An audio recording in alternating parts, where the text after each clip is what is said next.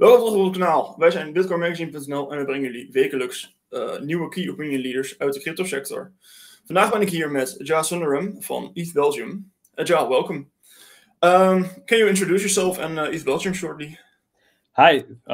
Yes, sure. So I'm primarily a designer and a product thinker working in Web3.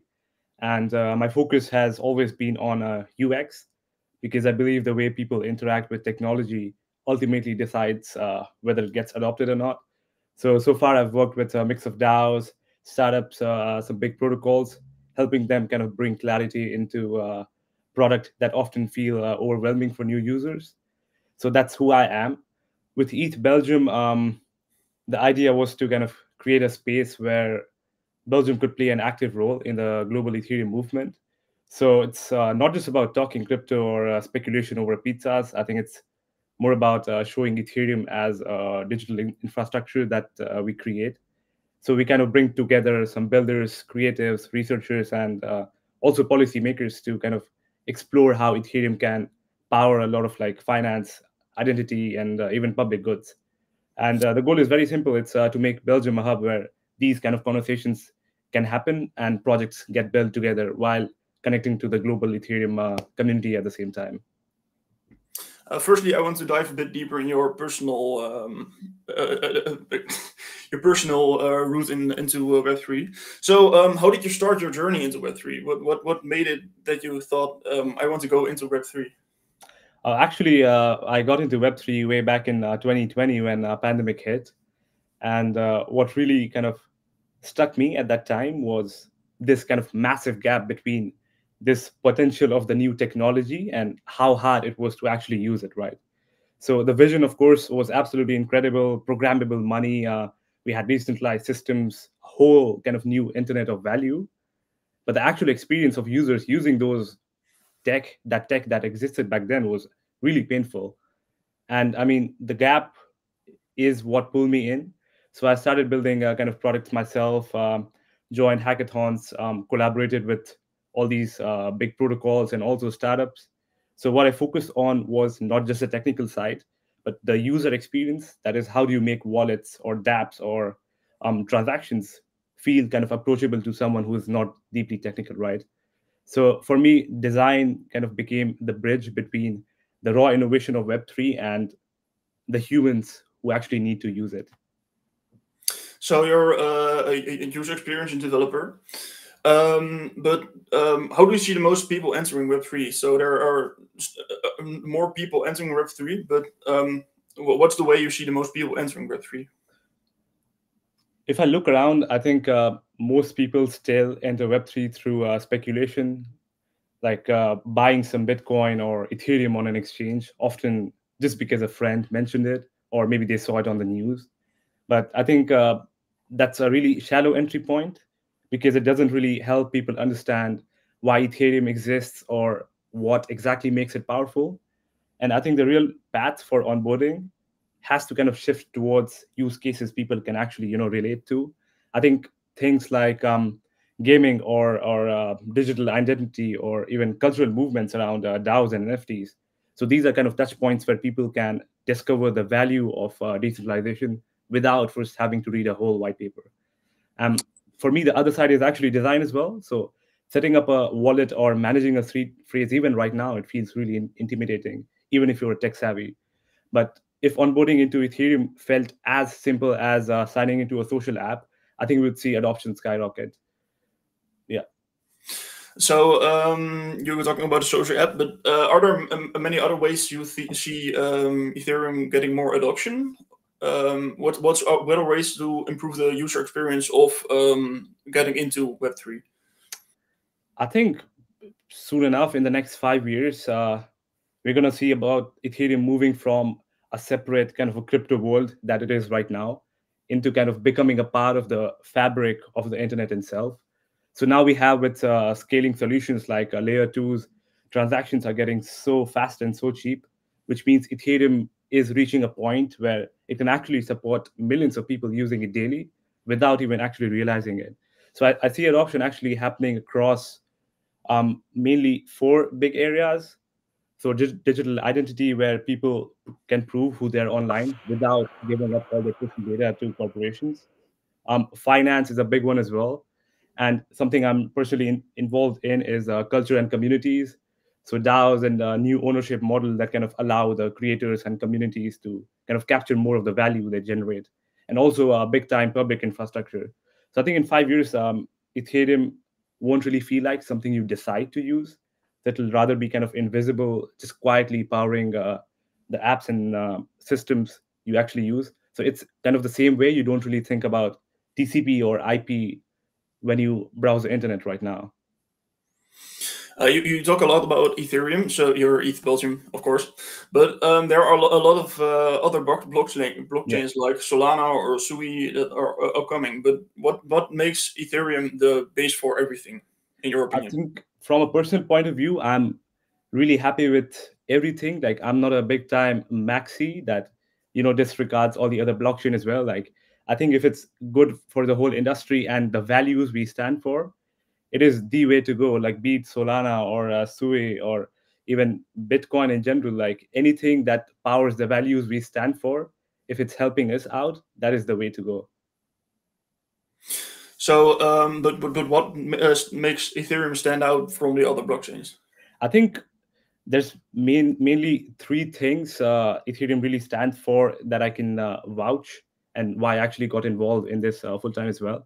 It's I think security, it's programmability that you can build products and apps and so much cool stuff on top of it, and transparency is the biggest thing. So these three were the main values that kind of brought me into this Ethereum ecosystem as a whole. So you're talking about transparency, but how important is transparency for blockchains? It's really, really important. I think that's what the whole thing stands on. No, like everything that you do, every kind of information that's out there, the main selling point of this industry is one of transparencies of whatever you do. It's visible to you. What transactions you do, it's all visible in the public ledger. I want to go to another subject on that. The digital euro. The EU talked about possibly using Ethereum as a base for the digital euro. So how do you think that will affect Ethereum? And do you think they will choose for Ethereum? I think, okay, so first of all, I think the EU is in a really, really unique position. So on one hand, it has like one of the strictest approaches to regulation. But on the other, it really has a strong history of building these digital frameworks that kind of prioritize privacy, transparency, and trust. And Ethereum aligns with a lot of these values already. So I think the conversation around digital euro is often framed as if it's something totally separate from Ethereum. But if you look at what Ethereum already offers that I talked about, security, programmability, and transparency, it's essentially the kind of infrastructure you'd want to build a digital currency on. So I think the potential of adoption in Europe is absolutely massive. And I think Ethereum personally could not just serve as rails for finance, but as a foundation for digital identity and systems.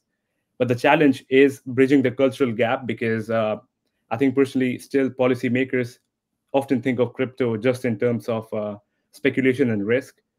But if Ethereum is actually presented as a public infrastructure, kind of a neutral, open system that supports innovation, adoption could go really, really far. And it's kind of less about Ethereum competing with digital euro, but kind of more about Ethereum becoming part of the architecture that makes a digital euro, and actually other EU digital initiatives as well that could actually work in a trusted way if Ethereum is implemented well.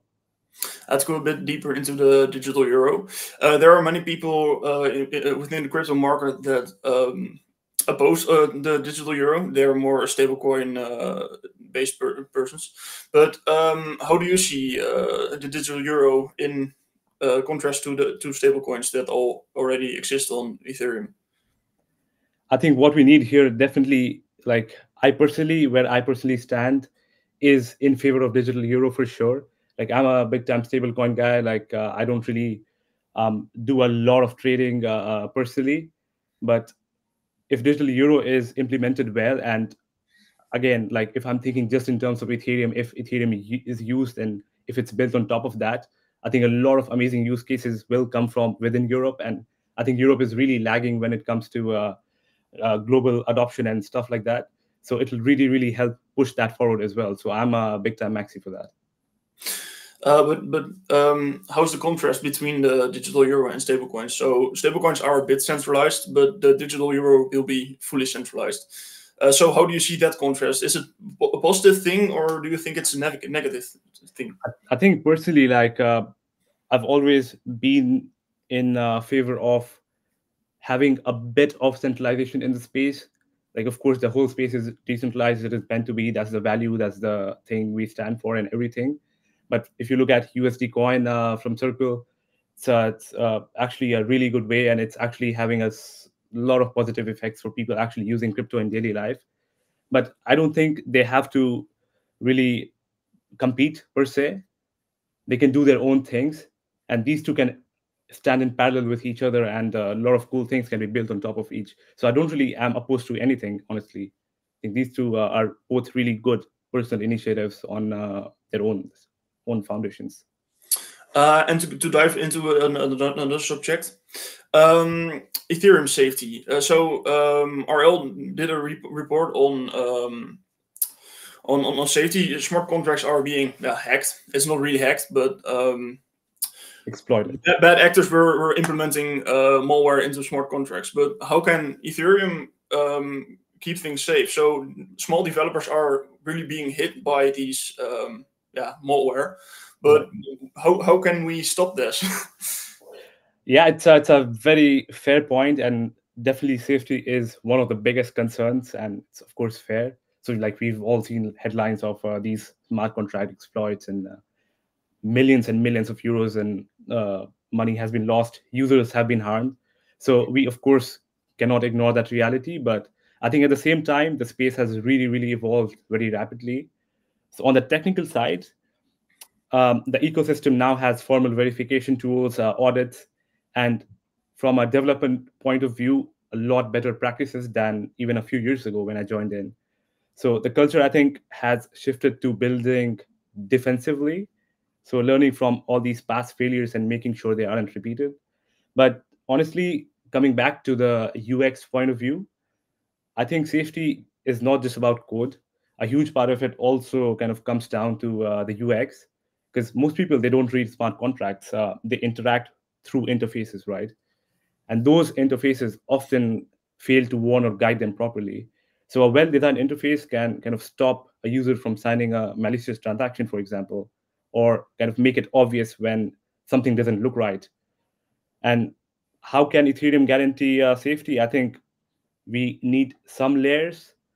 That is, we need cutting edge research and secure coding, along with some good auditing practices and verification. And third, and the most, I think, most important one for me is intuitive user experience that kind of protect people before they make mistakes. Because, the level of design should be so high that it should be one of the frontiers that actually protect people from all of this. But that said, I think no system will really be 100% safe. But I think Ethereum is really heading towards a balance where it can be, a bit more transparent, more resilient, and also ultimately a lot more safer than many of the centralized systems that people actually already trust with their money today. But these headlines scare a lot of people from Web3. But how can we ensure that they don't get too scared to enter? I think it boils down to the UX, honestly, according to me. Like I've worked with all these web protocols, and they had so much complex interfaces, and of course, no way any regular day-to-day person would actually use them.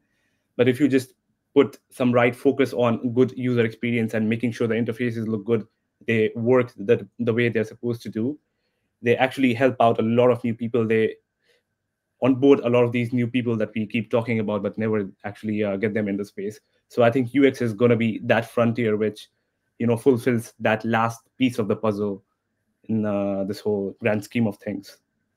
So you think UX is the base for developers? So they should look into UX first, and then the development of the ecosystem and apps, or do you think it's first the development and then the UX? Or Absolutely, like that's the thing I talk about as well. Like I gave a talk on this about at ETC a couple of months ago. So that's a problem the space also has, like it's developer led. So a lot of the thinkings only happen in developer terms and gets implemented in developer terms. So there isn't something really bad with that. But what you do need is getting UX involved in the room a bit early. So right now, how it goes, the product process is like you come up with the idea, you do the smart contracts, you build the product, you push it out, then you test it out and be like, oh, it doesn't work out. Then you go back to the square one and like get the UX involved, spending a lot of money, effort, time, everything.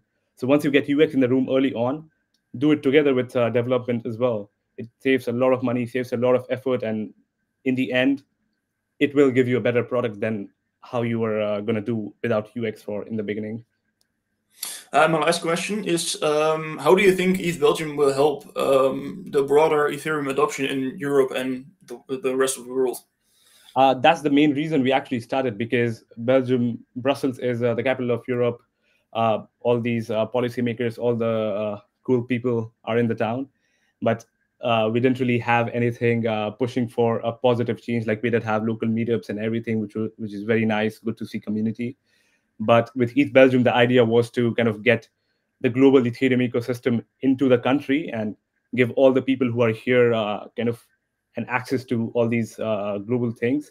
So far, we've gotten collaborations with some of the top protocols, some of the biggest universities in Belgium. And regularly, we also see policymakers coming to our events, and that's always a positive sign.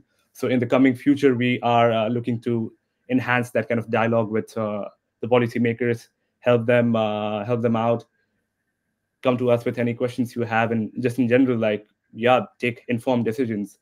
So they still like treat crypto as more of a speculation and a gambling thing. So our job is to kind of help them realize that, okay, it's a bit more than that, and you can actually have so much positive effect in the society if it's implemented the right way. Ajah, I want to thank you for this interview. You gave great insights. En voor de mensen thuis, vond je dit een waardevol interview? Laat een like achter en deel de video. En tot de volgende keer. Bye.